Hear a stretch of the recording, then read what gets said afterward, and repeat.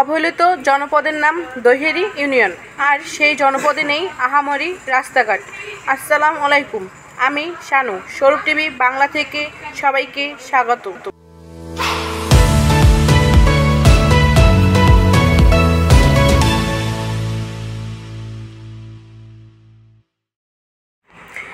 এবার বিস্তারিত সংবাদ তুলে ধরলেন আমাদের প্রতিনিধি মোহাম্মদ সালাম।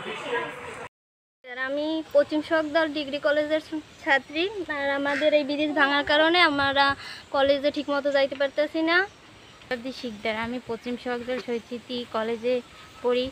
এই ব্রিজ ভাঙার কারণে বর্তমান সময়ে বন্যার কারণে ফায়ারবাগ এলাকায় প্রধান ব্রিজটি আর নেই, আর সেই কারণে কোমলমতি শিক্ষার্থীদের ভোগান্তি শেষ নেই। এই আমাদের এই ব্রিজটি একান্ত প্রয়োজন। লোকজন চড়তেও চলতে পারে না এবং এই সেই ব্রিজ চলতে পারে না। গত বন্যায় ভেঙে যায় খারাবাগ এলাকায়, অথচ সংস্কার করার কোনো নাম নেই।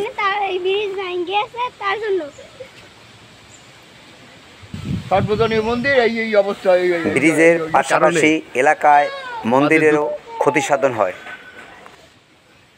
কারণে আমাদের দুঃখের কোনো সীমা নেই, আমরা খুব কষ্টে আছি। পূজার সমুদ্র, আমি স্কুল ছাত্রী, পোল ভাঙার কারণে স্কুল যেতে পারি। আমার নাম কাজল বৈদ্য, আমি স্কুল ছাত্রী। আমার ব্রিজ ভাঙার কারণে আমি স্কুলে যেতে পারি না। ব্রিজ ভাঙার কারণে আমাদের যাতায়াত করতে অসুবিধা হচ্ছে।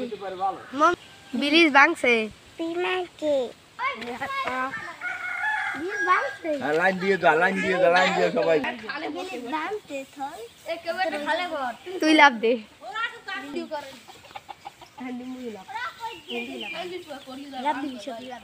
ভোগান্তির শেষ নেই কোমলমতি শিক্ষার্থীরা মহাবিপাকে। যে কোনো সময় ব্রিজ থেকে টুপুস করে পড়ে যেতে পারে বলে এলাকার লোকজন জানান।